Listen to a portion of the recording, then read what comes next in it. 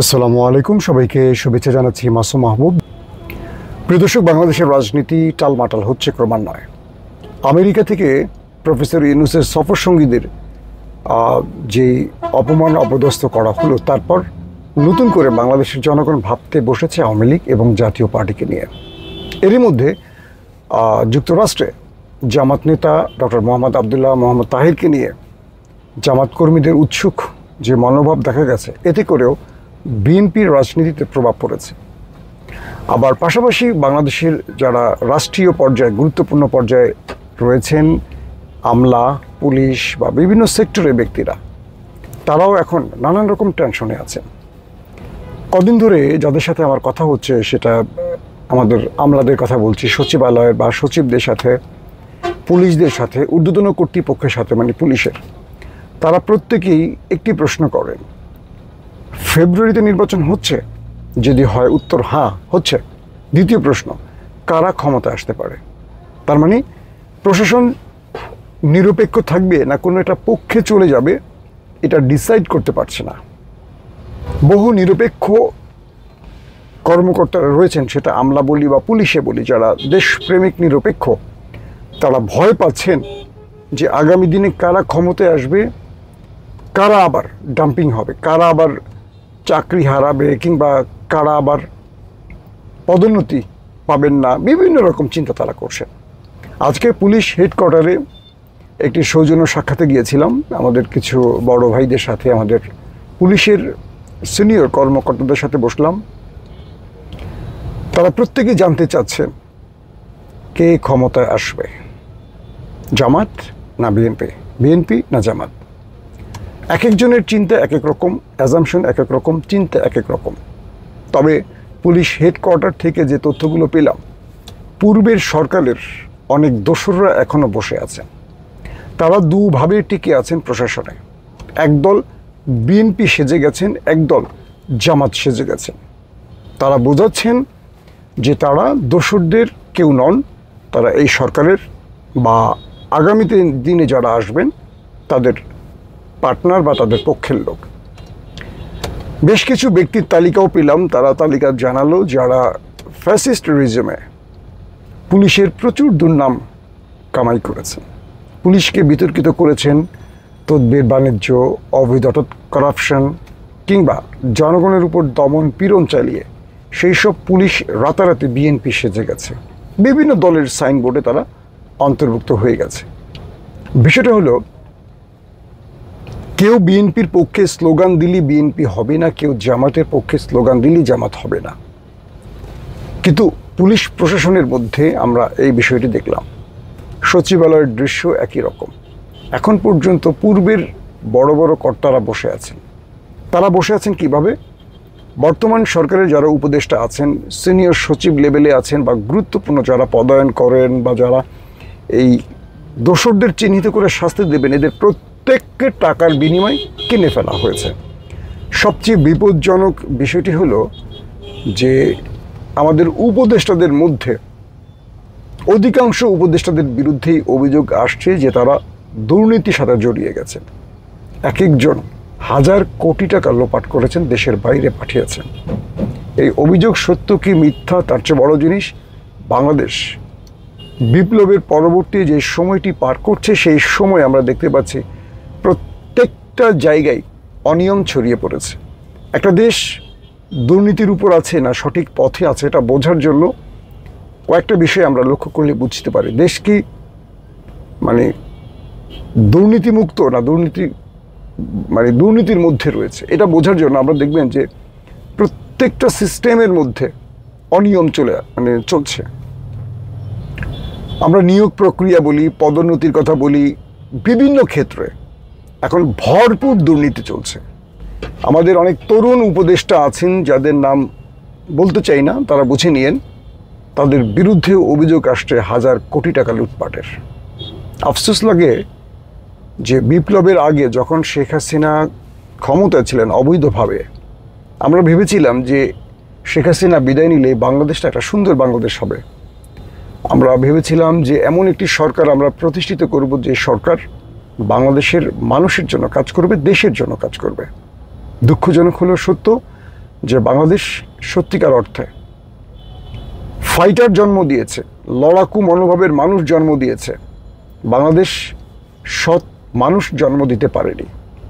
এই দেশকে আসলে আন্দোলন করে ফ্যাসিস্ট হটানো যাবে, কোনো সরকার পতন ঘটানো যাবে, কিন্তু এই দেশ 54 বছর ধরে একটি জিনিস মিস করছে, সেটা হলো সৎ মানুষ। পুলিশের মধ্যে যারা সৎ মানুষ তাদেরকে বসিয়ে রাখা হয়েছে, মানে গুরুত্বপূর্ণ পদ দেওয়া হচ্ছে না, কারণ তিনি উপরস্থ অফিসারকে বড় অঙ্কের টাকা দিতে পারছেন না, তাই তিনি একই জায়গায় পড়ে আছেন। আবার যারা ফ্যাসিস্টদের দোসর কিংবা ফ্যাসিস্টদের দোসর না, ধরেন বিএনপি জামাতেরই অনুষঙ্গ, কিন্তু তারা আওয়ামী লীগ আমলেও আওয়ামী লীগ সেজে অঢেল টাকার মালিক হয়েছেন, তারা কি করছেন এখন?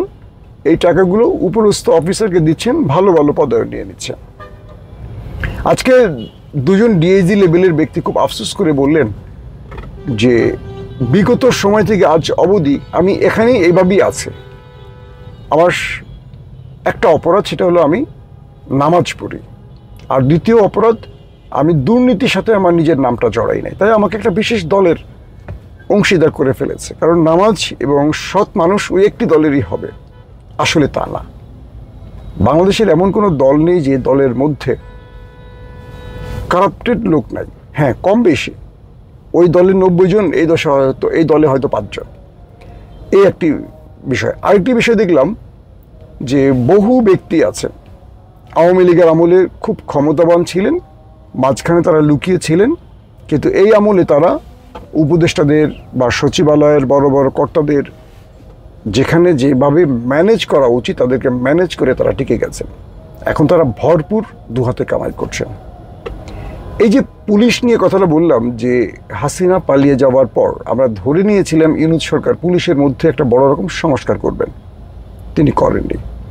এখন পর্যন্ত দুর্নীতিবাজরা পুলিশের গুরুত্বপূর্ণ পদে আছেন। আবার ভালো ভালো অফিসারগুলোকে সরিয়ে দেয়া হচ্ছে, যারা সৎ অফিসার তাদেরকে শাস্তিমূলকভাবে সরিয়ে দেয়া হচ্ছে, কারণ তারা যেহেতু দুর্নীতি করেন না, সেহেতু তার সঙ্গে যারা আছেন পুরো টিম দুর্নীতি করতে পারে না, আর তার বসও মাসোহারা পান না, তাহলে তাকে বসিয়ে রাখবেন কেন? মানে একটা বিষয় আমার কাছে মনে হয়েছে, আজকে পুলিশ হেডকোয়ার্টারে গিয়ে এই দেশের প্রতিটি ব্যক্তি যেন অপেক্ষায় থাকেন কে কার চেয়ে বেশি লুটপাট করতে পারেন। একটা দেশ, গরিব একটা দেশ দাঁড়িয়ে আছে, এই দেশটাকে যে যার মতো লুটপাট করে ফোকলা করে দিচ্ছেন। এটা হলো দেশপ্রেম আমাদের। আমরা হাসিনাকে সরিয়ে ভেবেছিলাম যে আমরা একটা বড় বিজয় অর্জন করেছি। আসলে আমাদের এখনকার যে লড়াইটা, এই লড়াইটা হবে দুর্নীতির বিরুদ্ধে। আমার মনে হয় যে আমাদের একটা মানে বড় যুদ্ধে নামতে হবে, সেটা নাম হলো দুর্নীতির বিরুদ্ধে যুদ্ধ। কারণ হাসিনাকে আমরা যে কারণে সরিয়েছি সেই কারণ এখনো বিদ্যমান রয়েছে। হয়তো বা গুম খুন ক্রস ফায়ার হচ্ছে না, কিন্তু হাসিনার দোসররা হাজার হাজার কোটি টাকা নিয়ে যেমন দেশ ছেড়ে পালিয়েছে বা দেশের বাইরে পাঠিয়েছে, এখনও সেটা অব্যাহত আছে। আরেকটা বিষয় হলো আমাদের প্রত্যেকটা উপদেষ্টার আয় ব্যয়ের হিসাব দেখতে হবে। আমাদের উপদেষ্টারা দেশের বাইরে আদৌ অর্থ পাঠাচ্ছেন কিনা, তাদের বিরুদ্ধে যে অভিযোগ আসছে যে তারা হাজার হাজার কোটি টাকা লুটপাট করেছেন, তরুণ উপদেষ্টা থেকে শুরু করে প্রত্যেকটা উপদেষ্টার বিরুদ্ধে অভিযোগ আসছে। ইভেন ডক্টর ইউনূসের বিরুদ্ধে অভিযোগ আসছে, তিনি তার পরিবারকে এখানে এস্টাবলিশ করেছেন, তার প্রতিষ্ঠানের লোকদেরকে এস্টাবলিশ করেছেন, তিনিও নাকি বিভিন্ন রকম কারাপশনে জড়িয়ে গেছেন। হয়তো ব্যক্তিগতভাবে তিনি নন, কিন্তু তার সুবিধাভোগী লোকেরা কারাপশনে জড়িয়েছে। আমি নাম হয়তো বা কোনো একটা পর্বে পুরসভার নাম ধরে বলবো, এখন আমি বলছি না, কিন্তু অদ্ভুত লাগে 2000 মানুষের প্রাণ, 40,000 মানুষ আহত, অন্তত পঙ্গুত্ব বরণ করেছে। এই যে বিশাল জনগোষ্ঠী ক্ষতিগ্রস্ত হলো, জীবন দিল, তাদের বিনিময়ে কিছু সাইনবোর্ডধারী, হোক সেটা বৈষম্য বিরোধী, হোক সেটা বিএনপি, হোক সেটা জামাত, কিছু সাইনবোর্ডধারী পদবি নিয়ে বসে পড়ে দেশটাকে আবার লুটপাট করছে। তাহলে এই যে বিশাল ত্যাগ, এই যে রক্ত দেয়া, এটার মানে মূল্যটা কি রইল? হাসিনা চলে গিয়ে আমাদের লাভটা আসলে কি হয়েছে? এইটুকুই লাভ হয়েছে যে কথা বলতে পারছি, আগে কথা বলতে পারতাম না। কিন্তু আমাদের তরুণ সমাজকে বলবো, আমাদের বাংলাদেশের যারা বাংলাদেশপন্থী বলবো যাদেরকে, বা দেশপ্রেমিক, বা যারা রুল অফ ল বা ইনসাফ দেখতে চান, তাদের সবাইকে বলবো, আসেন আরেকটা আন্দোলনের নামে, দুর্নীতির বিরুদ্ধে আন্দোলন। যদি আমরা দুর্নীতির বিরুদ্ধে আন্দোলন করতে না পারি, এই দেশের চেহারা কখনো পাল্টাবে না। আগামীকাল একটা সরকার আসবে, তার বিরুদ্ধেও দুর্নীতির অভিযোগ আসবে, তিনি চলে যাবেন, তারপরে আরেকটা সরকার আসবে। এইভাবে একটা দেশ চলতে পারে না। আমরা চাই এই দেশে যে পন্থী সরকার আসুক, দুর্নীতির বাইরে একটা দুর্নীতি মুক্ত একটা সরকার আসুক, যারা এই দেশকে, এই দেশের জনগণকে নিয়ে ভাববে। আসুন আমরা সেই আগামী লড়াইয়ের জন্য প্রস্তুতি নেই।